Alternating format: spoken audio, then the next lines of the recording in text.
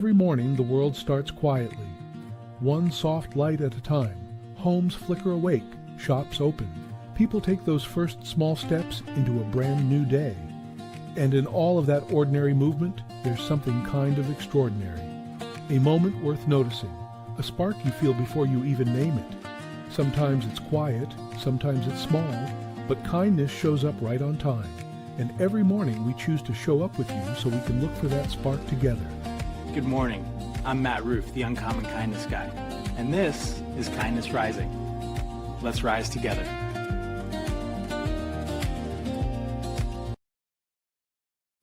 Good morning, everyone. It is Thursday.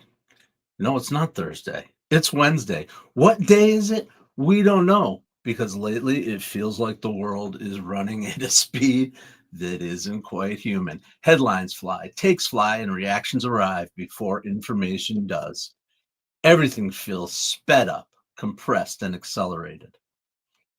Gen X, we weren't really built for this timeline. We were trained for waiting, sarcasm, and maybe the occasional existential dread. Not news cycles that refresh faster than a teenager's TikTok feed. And today we're talking about the art of slowing down to think clearly, because clarity is a kindness, and kindness is a kind of competence. Welcome, everyone, to Kindness Rising, your morning dose of hope, humanity. This is Kindness Rising.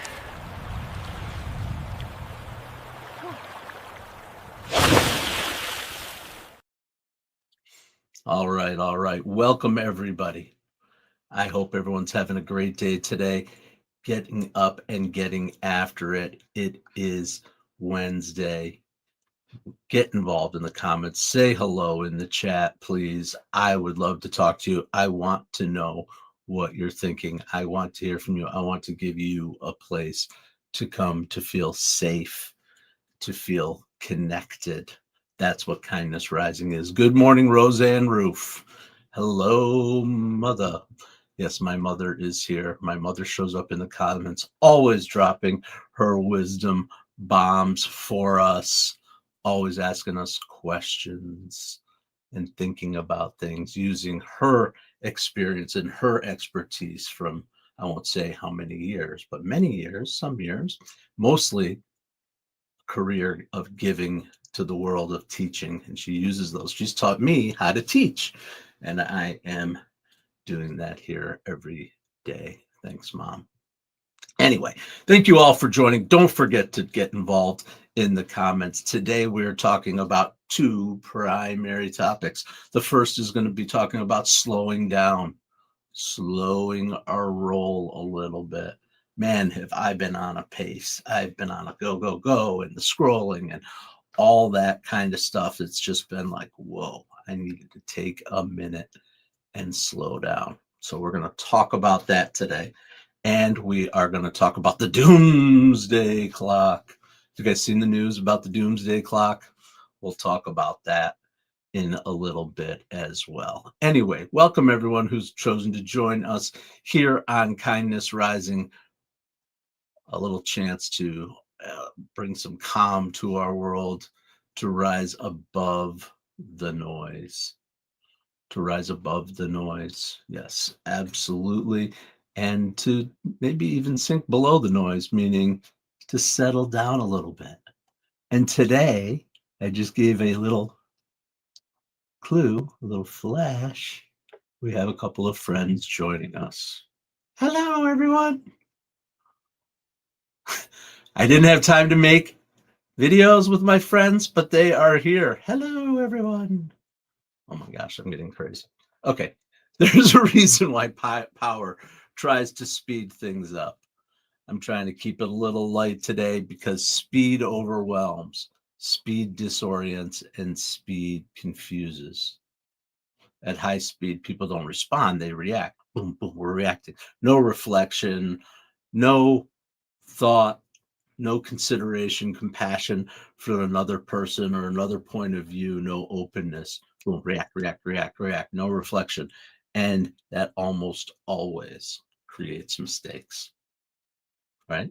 We'll always make mistakes when we react versus respond and reflect. And guess what? Just tying back to what we talked about before, those mistakes are useful to power. Chaos is useful. Confusion is useful because confused people don't act, they flail.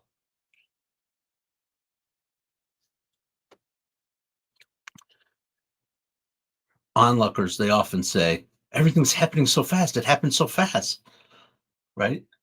What? Why is everything happening so fast? The better question is who benefits from that speed? Outrage and anger are the problem. They're the fuel. They're the fuel. We want to honor them. We want to feel them. And we want them to inform us. But we don't want to let that speed turn our feelings into unaligned actions.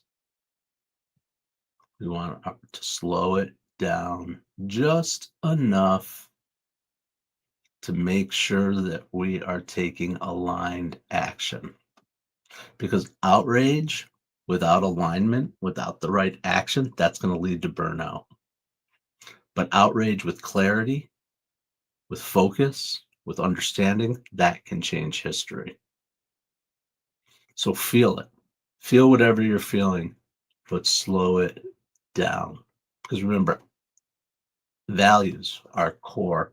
What's inside of us, our inner thoughts, like we talked about with James Allen, they operate on a slower frequency than panic, right? Strategy, that operates on a slower speed, a slower frequency. People in power who want to dominate, dominating powers, they want panic. They want panic. But wisdom, that requires presence. Because the work isn't to feel less, it's to let feelings settle into clarity before we move. That clarity is going to make our actions more effective, and that alignment will make our movements endure. So it's not about the speed, how fast we can go. It's about the tempo. It's about the presence. It's about showing up every day. Every day. Because life is not a sprint.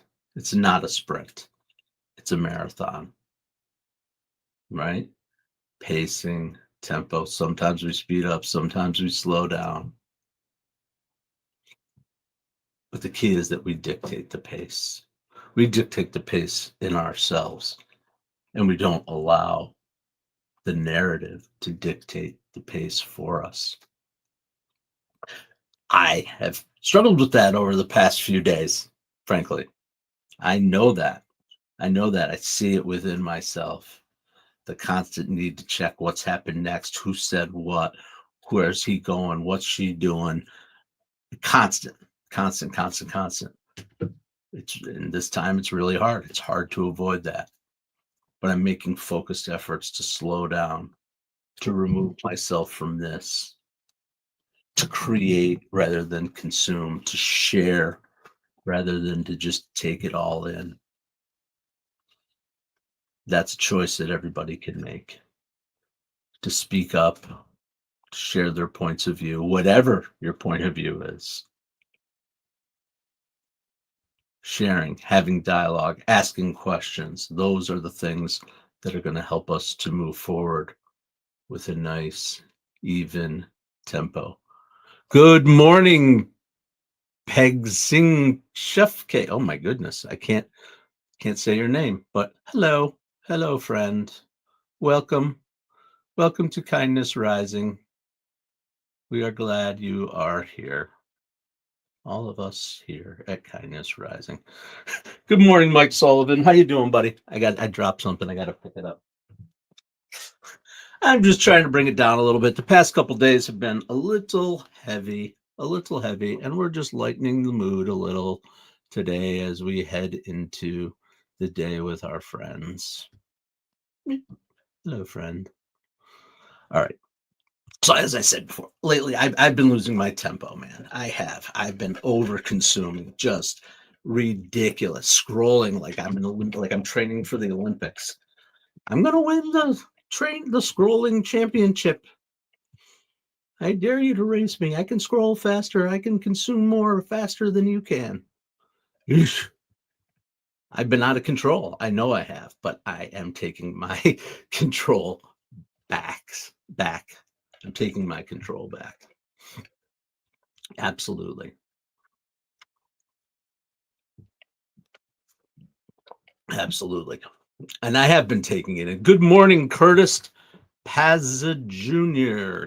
Curtis Pazza Jr. is in the house. Hello. Um, so yeah, so I'm just choosing to slow my roll.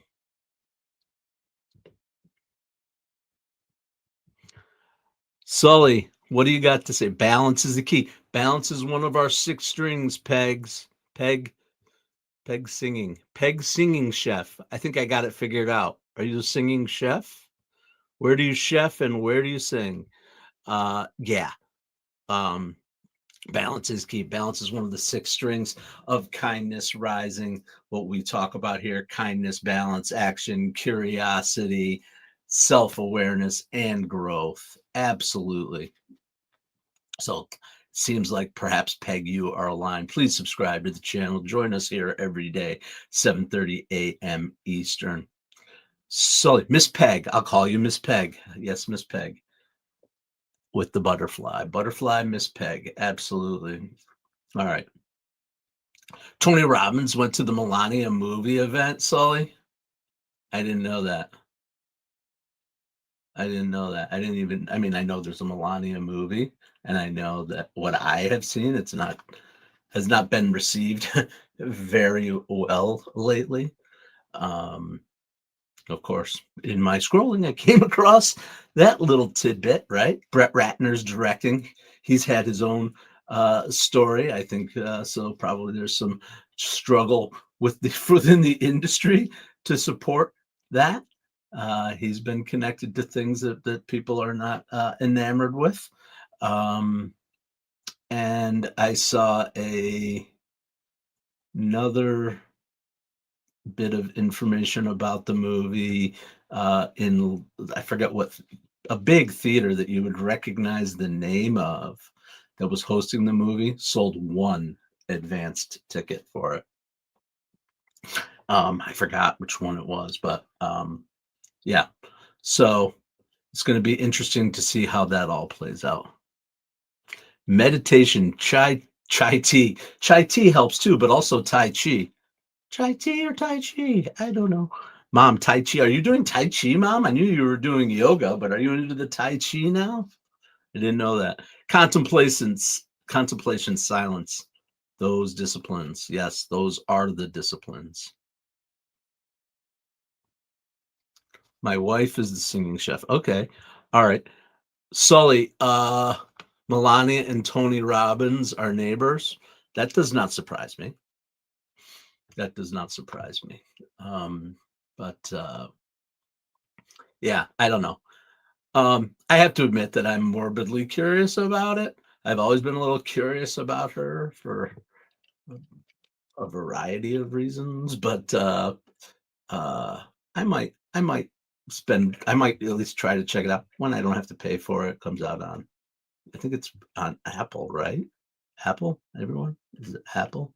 I'm pretty sure that's was part of the deal. It was part of the deal. She got her movie as in exchange for other things, but whatever.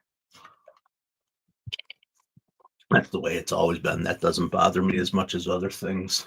That's just the way it's always been. That's the kind of stuff we've always accepted. All right. But anyway, I was talking about the fact that, man, I've been feeling overstimulated. And I know it's not just a me problem. People I talk to, overstimulated, emotionally overloaded, informationally saturated. I'm heading to a meeting at 9:00 today after the show, and the guy that I'm meeting with, he and I know each other.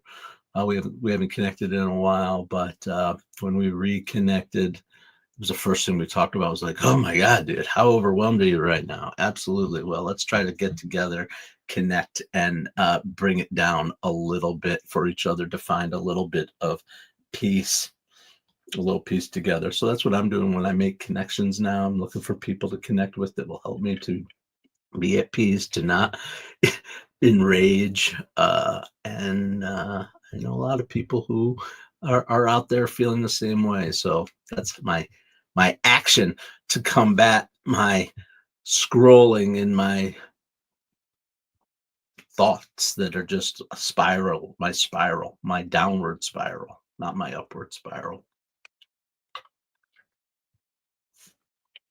I know it. I know it. I know music. Oh, Miss Peg, Miss Peg, whose wife is a singing chef. Music helps. Music is my elixir. Miss Peg, tell me about what kind of music you're into. We can talk about that for sure. Use those things that bring you calm, that connect to your soul when you're feeling out of control. I agree with you 100%. Absolutely.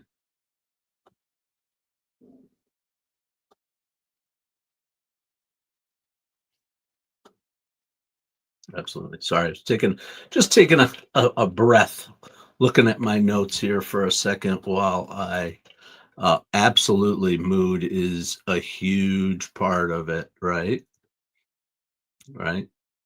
Absolutely. We pick our moods. That's why Spotify has all its channels based on mood. Are you feeling romantic? Are you feeling angry? Are you feeling happy summertime? Are you feeling lonely? All that music can really help. Absolutely. All right. Anyway, I am encouraging us all at this point to slow it down. Slow it down. Absolutely. Remember that confusion and disarray and disorientation, right? That is authoritarian power's favorite tool. That's its favorite camouflage, right? Confusion. If you flood a population with too many facts and too many opinions, predictions, threats, you don't make them more informed, you make them less coherent. Society can't think clearly and can't act collectively, and kindness requires both. And that's why we slow down, not to disengage from the world, but to re-engage with clarity, because slow is smooth, smooth is clear, and clear is kind. Absolutely. Yes, mom. Absolutely. Absolutely. The full moon affects it. I agree 100%. 100% in the moments we are aware of that. You've taught me that from the days, and I've experienced it. That's been my observation. Some people think that's bullshit. Excuse my expression, but I've experienced it. I've experienced being working in the hospital world, working in the world of human services with people. I know there are general cycles. Not for everybody, but you can feel it. You can feel it. Our bodies are attuned to those cycles. There's no question about it. And whatever it is, whatever space dust we're all made of, when that moon goes full and we come around to it, things go cuckoo. Cuckoo. We have to be careful. We have to be aware of that, right? And when we're feeling it, just recognizing this is temporary, it'll pass. Absolutely. Listen to the opposite. Peg, I'm interested in that perspective for sure. Holroyd, I see you there. Sorry I didn't pick up on that earlier. I am glad you've joined me this morning before we get over to Mornings in the Lab with Keith, John, and friends here on the Mornings in the Lab network for sure, for sure. But listening to all, I agree. The problem is that I see, Peg, is listening to all leads you to that doom scroll, right? But then if you pick your sources, then you get accused of being narrow, right? Or you become narrow. You can become narrow. So you have to pick and choose your spots. And for me, I choose to pick credible sources, try to pick credible sources. I appreciate that everybody's got an opinion on it. When I'm listening to people talk about, the first question I'm asking is, what makes this person qualified to bring this opinion forward? Have they had a lived experience? Do they have some form of education associated with it? Right? Do I want to know more about that person if I'm thinking about, oh, that makes sense. That makes sense to me. Right? Or what the hell are they thinking? Right? That kind of stuff. So making sure that we understand where, especially from the general public, like politicians, CEOs, whatever, we know where they stand. We understand, like we have enough, and I already have cynicism right automatically when I hear from everyone in those leadership positions. I'm always questioning those things. But when we're interacting, like here, what's my qualification to stand here and say anything, to have an opinion? Well, mine is my experience in the world, my 30 years of working with human beings every day, my master's degree in health administration that helped me to open up the world to understanding public policy and the way the world works within the healthcare or world, but applying those concepts across the world, across whatever's going on in the world. But so you do want to ask those people. You want to ask that question yourself as you're listening to other people talk about it. Who are the people in your neighborhood? No, who are the people that you listen to, and what are their qualifications? Yeah, Mike, I've talked about that before. I did work in the healthcare industry, empathetic and kind. That's where that came from. I've also talked about my struggles with that and my faulty thinking that my career had to be the way that I show my kindness, right? That was the way that I could connect with the world, when indeed I could do it through kitty finger puppets if I want to. No, I'm kidding. Yeah. So I appreciate that. Yes, absolutely. That's where that came from, was that empathy and that kindness and my desire to give back and to lift people up. But it doesn't have to be the career that does that, the way you make your living. You can, I am now applying those things to other aspects of my life. Absolutely. All right. Time is a flying here this morning. I am glad you have all chosen to come join me here on the Mornings in the Lab Network. If you're interested in bringing your leadership to the network, we have an opportunity for you to do that. We'd love to help you bring your voice to the world, to stand out, to bring your expertise and your authority to the world, to create rather than consume. Absolutely. All right, I got to shift. I got to shift because I promised I would talk about the Doomsday Clock. Boom, boom, boom. All right. You guys know about the Doomsday Clock? Does anybody know about the Doomsday Clock? It started in 1947, and it was designed by atomic scientists to visualize how close humanity is to actual global catastrophe. Things like nuclear war, climate breakdown, and runaway technologies. And it isn't about prediction. This isn't Nostradamus stuff, but it's about wakefulness. It's about mindfulness. It's saying, pay attention, don't panic, and act wisely. And that's a distinction we don't make enough, because panic is fast, but wisdom is slow. That clock, it's not just about threats. It's about time, how we use it, how we waste it, how we fill it with noise, distraction, and outrage instead of clarity and cooperation. Here's the interesting part, though. The scientists who set that clock, they've set it at 85 seconds to midnight. The scientists who set that clock, they say it can move backwards if we respond with strategy, not chaos.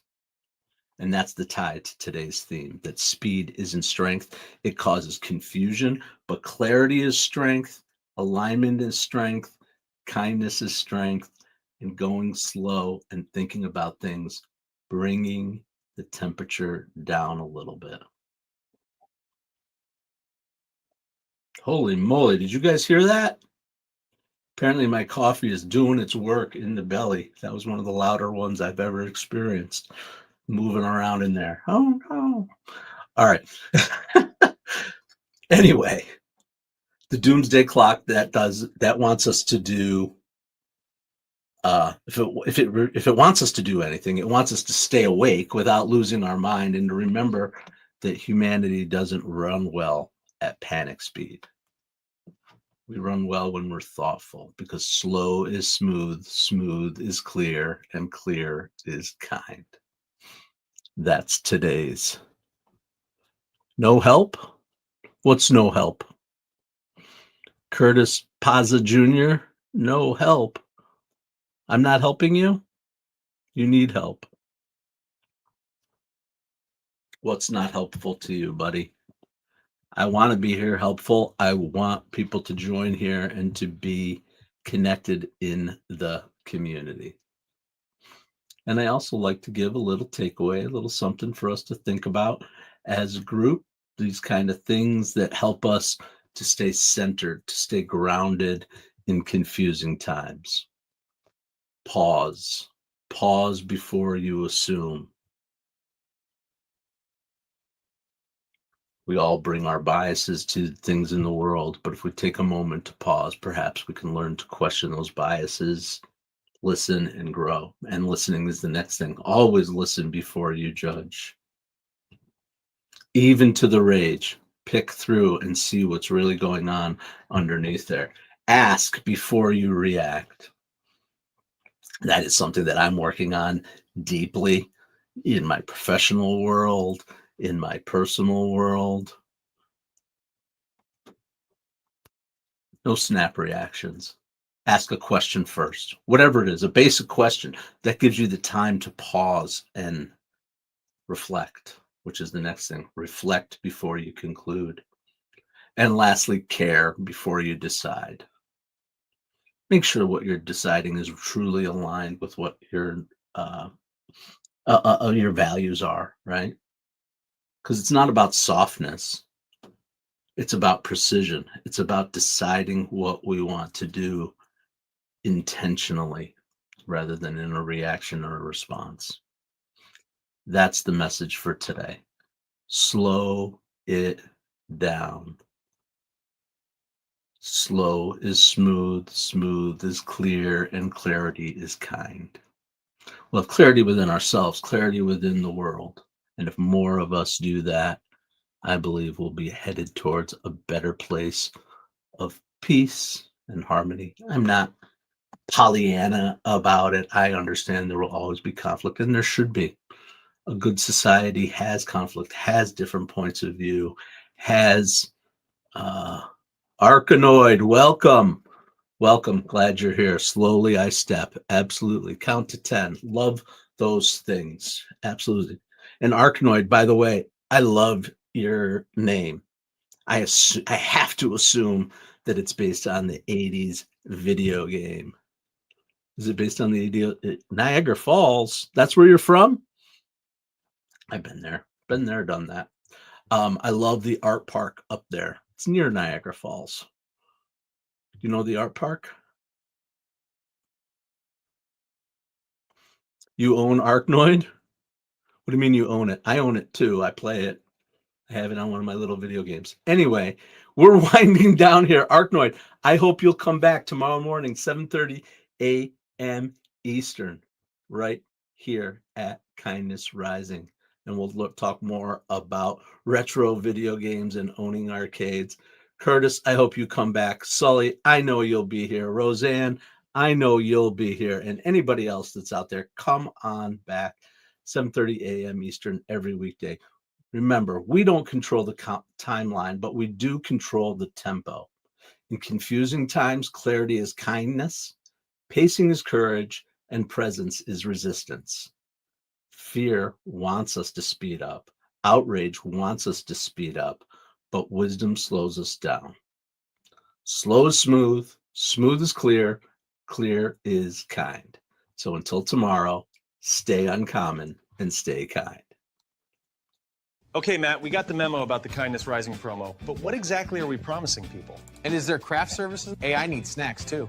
Gentlemen, focus. Kindness Rising multiplies kindness and helps people get up on the right side of the bed. So wait, we're not doing another angry headline show. Exactly. We rise above the negative, divisive noise. Translation, less rage bait, more high fives for humanity. And this is live, like actually live. Yep. We go live on YouTube and LinkedIn, 7:30 a.m. Eastern every weekday. Wait, if it's live, what if I forget my lines? Then you improvise. Okay, so our tagline is basically wake up, tune in, and start your day with kindness. Exactly. Kindness Rising. Good vibes, practical tips, and a reason to get up on the right side of the bed. You heard the boss. Subscribe now before he makes us do a TikTok dance. Kindness Rising. Wake up, tune in, and let's make some good noise.